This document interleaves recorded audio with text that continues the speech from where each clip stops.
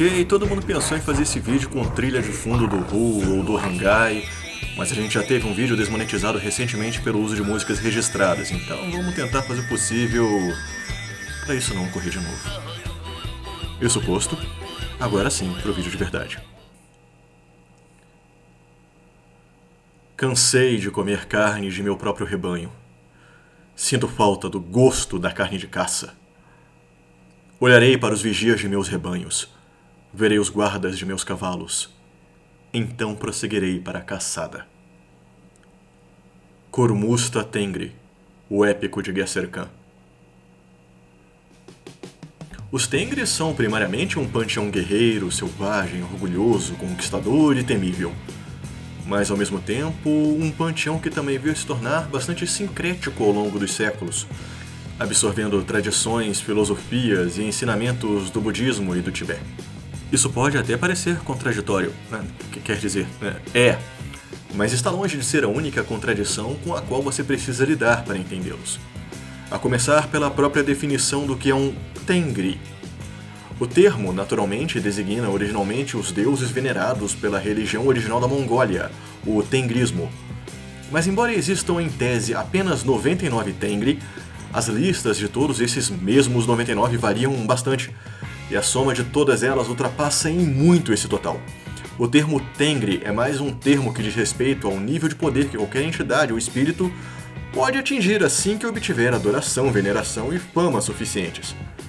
Prova disso foi a apoteose de Chingis Khan, mais conhecido aqui no ocidente como Gengis Khan. Após ter aterrorizado e conquistado grande parte da Ásia e Europa em vida, o fundador do Império Mongol foi elevado ao posto de Deus, tão honrado e adorado na atualidade quanto qualquer outro Tengri.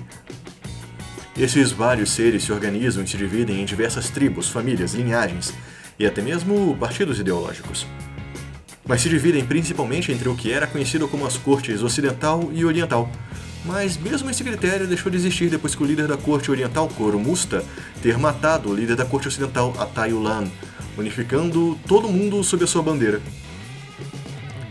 A grande maioria dos Tengri concorda que o mundo não foi criado, ele simplesmente sempre existiu, emanando do eterno céu azul, Kokemong Tengri, e da Mãe Terra, Itugen Neke.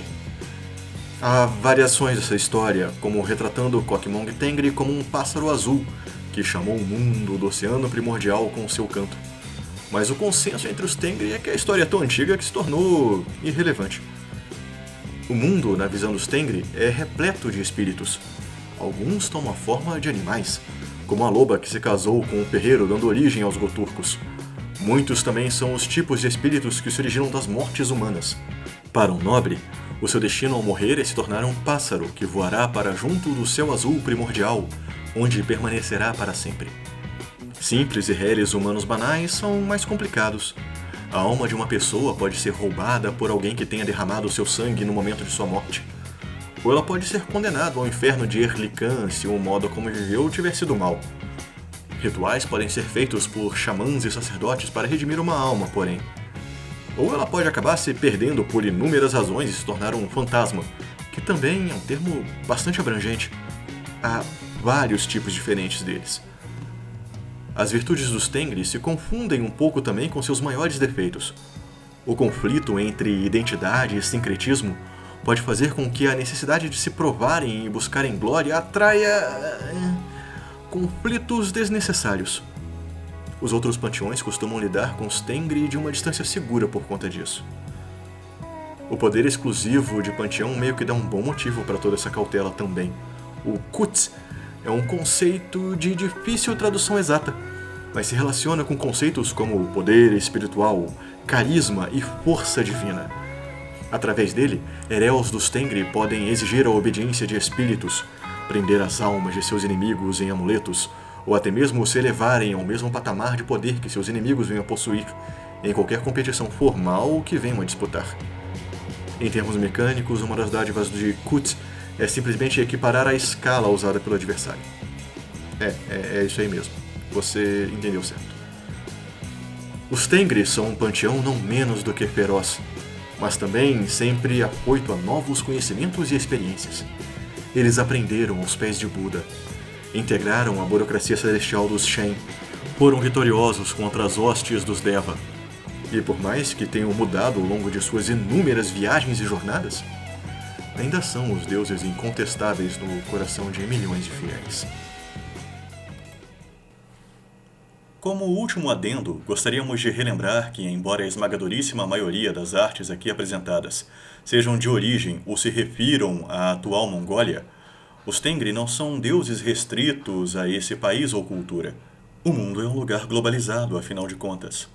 Porém, sempre convém também ressaltar que o Império Mongol não existe mais. O povo mongol é formado por pessoas pacíficas e de ótima índole. Assim, também não é nossa intenção ofendê-los, menosprezá-los ou lançar estigmas e estereótipos que simplesmente não são admitíveis hoje em dia. Esperamos que os Tengri abençoem a todos, assim como você também pode fazer conosco, se inscrevendo e compartilhando nossos vídeos com quem puder. Bayar Lala. E ótimas rolagens a todos.